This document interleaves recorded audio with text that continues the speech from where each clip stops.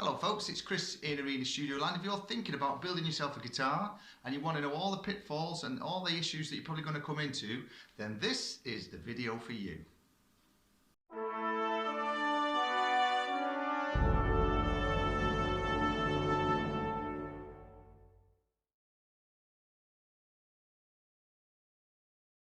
So you know how it works now folks. Please give the channel a like and a subscribe and give that bell a little ding for all the latest updates of what's going on in Arena Studio Land.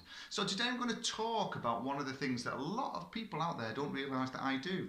I actually fix and build guitars. Something I've probably done for maybe 30 years. So I've been dipping my toe in and out of the water of guitar builds and luthier skills. I like that, over the last few years, and you pick up a few tips and tricks on the way. I've got a little workshop at home where I do all the repairs and the setups and all those bits and bobs, the mods and all that kind of stuff that most people like nowadays. But recently I decided to get back into having a little build, so I decided to build myself a Stratocaster guitar. Now, one of the issues that you find with a guitar is that I'm not a fan of the old 7 and 9 radius kind of ballparkish figure fretboard radiuses on Strats. So for me, I decided to get the Stevie Ray Vaughan maple neck with a rosewood fretboard, and it's a 12-inch radius, which I prefer. I just find that anything that's a little bit speedy rock-wise, it has a big difference on the playability of things like that. And if you're probably aware from some of the other lessons that I do on YouTube, I'm more of a modal kind of 3-note per stringish guy rather than a 2-string pentatonic kind of guy. So the 3-note per string patterns tend to favour me on a flatter radius neck, so I prefer the 12-inch radius, which is what I've fitted on this guitar here. It's turned out very well. I've put in all gold hardware, and I've also wired the 7-way pickup selector on it. So for those of you that aren't familiar with that kind of thing, I'll just run over what I did, how I went about it, and then we'll just see how this video turns out with all those little tips and tricks along the way. So first of all, it's a 2-piece American alder body. Lovely finish on it, all gold hardware as you can see. Now the biggest problem that I had was probably when I seated the neck. Sometimes when I've fixed guitars in the past, or I have a lot of issues with actions, you'll have to maybe shim the neck. This went together brilliantly, just a little bit of work here and there. Now the pitfalls of building guitars is that you have to know, this is probably the crux of it, is to know how to put these problems right. You know, you need to be able to at least set a guitar up and not just tweak the bridge and the intonation. I mean, be able to understand what's causing the problems with the top note, the slots, all this kind of stuff, you know. So having the fundamental but good skill set of setting up guitars is paramount to getting your guitar to play extremely well. So for me, I've rewired these pickups differently. These are actually the Tone Rider Classic Blues, and I'm not getting paid to endorse any of these products on this guitar, but I love them. I think they're great. They just break up nicely when you just crank that tube amp a little bit. So if you're into a bluesy kind of rocky sound or blues rock, then they're perfect for that. And like I say, I've wired them up so that I've got the, I suppose you'd call it the Gilmore kind of pickup configuration, but I think the first time I did this kind of wiring on a guitar was maybe over 30 years ago. So it's nothing new, Mr. Gilmore, it's all been done before.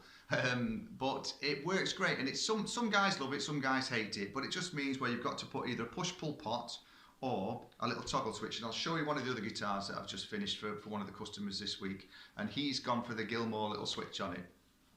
For me, I think that's probably a little bit more practical than the push-pull switch, because again, if you go down this route, what you find is that when you're playing, you've got to actually get hold of the pot to activate the extra pickup configurations, and that sometimes, if it's a hot, sweaty environment, can cause you a few issues trying to get that pickup sound that you want. So how it works is we basically standard Strat wiring, 5-way switch, neck pickup there, then we've got neck and middle and bridge, and then bridge pickup. And then when we activate the pot, the push-pull pot, we've now basically, what that does is it switches this pickup on constantly. So if we're in that position, we've now got the neck and the bridge pickups on together, and then if we just flick it back, for your normal Strat setting without that on, that would be middle and bridge, but obviously with that on now, we've now got all three pickups. So that's the basics of it. You get an extra couple of options with the tonality. I tend to find rock-wise, if I've got a lot of crunch or overdrive on the amp, it doesn't really make a great deal of difference.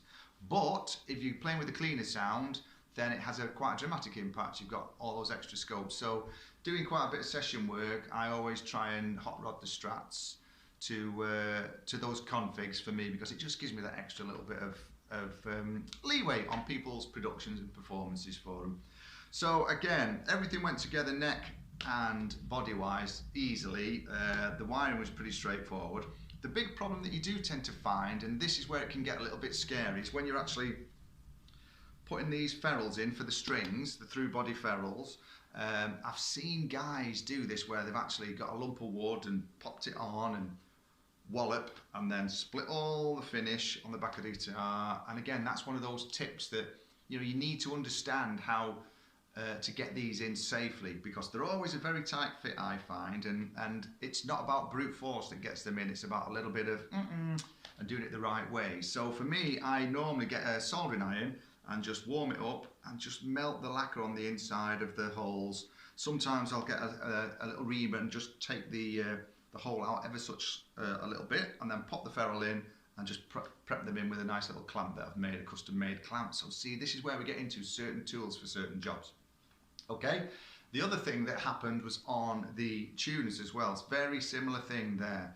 I think these were 8mm on these, I can't quite remember. And again, I had to just take the lacquer out of the holes and just put a tapered reamer in, just open them up slightly so that we could get the machine head ferrules just to drop in nicely. And again, they're pressed in with a little clamp that I've used over the years, which again I modified from a standard clamp. So all these things are a little bit nervy when you're trying to force these in. You don't want to be pushing anything in that's going to do any damage. It's all about the finish of an instrument at first, especially when you're building for other clients. You don't want to be marking them and then have to buff and polish dints and scratches and things out at the end of the day, because that's just the boring bit. You want to get the guitar done, set up and playing nicely. The other thing is understanding the radius of the fingerboard. So you're going to make sure that the saddles are all set to the correct radius.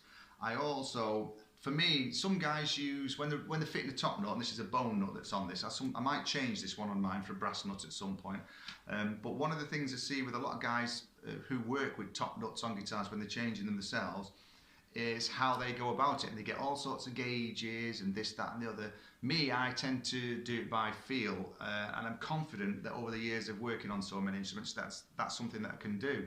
But there's a quick way of looking of how much clearance you've got. And if you've actually fret the string on the first fret, that amount of string height over the second fret is how far you can take that string down over that first fret. So whenever I've built, I always leave a few thousandths of an inch to give me the scope to alter things around with the relief on the neck. You need to understand how much relief goes in this neck and all this kind of stuff. So it's very, very doable, but it's just also, you need a little bit of knowledge, I think, to do a real good build that's going to be as good as anything out there. And I find that with the custom builds, and I've got one here, I'll show you the black one. This is for student Mikey. He's not seen this yet. He's coming in today to pick this up. He wanted a totally black built Strat. And if you can see there, we've got the Gilmore switch. So that does exactly the same thing. Whereas mine has the push-pull pot, he's got the Gilmore switch. So that's literally switching that pickup on there. So it's that, and then when we come back, that's all three. Now that's a lot easier to flick when you're performing on stage, really. But he wanted black pickups around, black hardware, tuners, everything. The only thing we haven't gone for is a black top nut, which we probably might change at some point. And then normally one or two of the people that ask me to do the repairs say, can I have a custom decal fitted on the headstock of the guitar? Yes, you can. It's something that I do, but the reason why I haven't done it on mine and I haven't done it on Mike's is purely time of year. I don't like to leave guitars in damp environments, as in cool rooms and workshops, so I tend to wait till the spring and the summer months before I do any lacquering and finishing and things like that on guitars. So that's probably going to come back into the workshop, have maybe his own name fitted on there, same with mine. I might do that, or even put a logo from the studio on there and then a custom name on there as well. So there's loads of options that you can do with these custom builds. Do I think these guitars play as good as a Fender Strat off the shelf? I think they play better. I really do. And I'm not just saying that because I build them, but it's the attention to detail that makes the difference. You know, making sure that the intonation is bang on. I use strobe tuners for all these kinds of things. Years ago, when you bought a guitar from a music shop years ago, there'd be a little bit of extra money on it, where a luthier would basically take your guitar, set it up, and then you would pick it up a few days later and it would be good to go. And then we got the Japanese market, you know, flooded the guitar world with some great cheaper versions of products that are out there, and it made the market very competitive, which is a good thing in my opinion. But it meant that the shops, the margin on the shops of the profits on their guitars was squashed a little bit over the years, and it meant that the poor old luthier was the guy who then didn't get to do the setups. And it became an extra add-on for a lot of customers to pay if they wanted. Well, most people just tend to go, oh, give me the guitar now, I want to take it home and play it. And I understand that. It's a great way to be. You know, you're itching to get on it and plug it in and rock out. But I think the attention to detail is paramount on getting the guitar to play exceptionally well. So with all these, you know, I make sure everything is bang on. Honestly, over the years, I've probably ruined my eyes looking at feeler gauges and steel rules and precision micrometers and verniers to make sure everything is bang on. Because believe it or not, I can tell that my guitar, this one here, needs probably about another 5 to 6 thousandths of an inch taken down on the B and the E strings. Now I can tell that from touch, that's just an experience thing. But it's just something that will irritate me till it's done. So it will probably go this weekend back onto the bench, and then I will take it down. So again, this goes back to what I was saying a few minutes ago. For me to make a guitar and then give it to a customer, it's very difficult because every customer has a different style of music. Everybody plays differently. Some of the shredders that I work with, they like a really slick, fast action, and I find that very hard to do on some Strats with the sort of 7 and 9 inch ballpark figure radius necks. So the 12 inch makes that a lot easier as well. And again, some of the younger and learner players find it a bit easier to work on a flatter radius fretboard as well. So yeah, the Pitfalls with Mike's guitar were the little tip with the string ferrules. Same with the tuners. The tuners, I think these are Clusons on this, and really everything was a straightforward build. It all comes down to the setup and the quality of the parts. You know, if you buy cheap wood and cheap necks, then you're going to have a nightmare. These guitars, when I built them, they literally just stay rock solid tuning wise. And again, it's because I've done away with the Strat bridge. If you notice, I put the hardtails on and find again. Strat tremolos are brilliant, and I've worked with thousands of them over the years, and again, there's a special way of setting them up, and if you don't get that right, you'll have tuning instabilities on your guitar as well. So it's each to their own. You know, I'm not a fan. I used to play with the tremolo systems, you know, in the 80s, in the olden days, the good old days when we used to rock out a lot.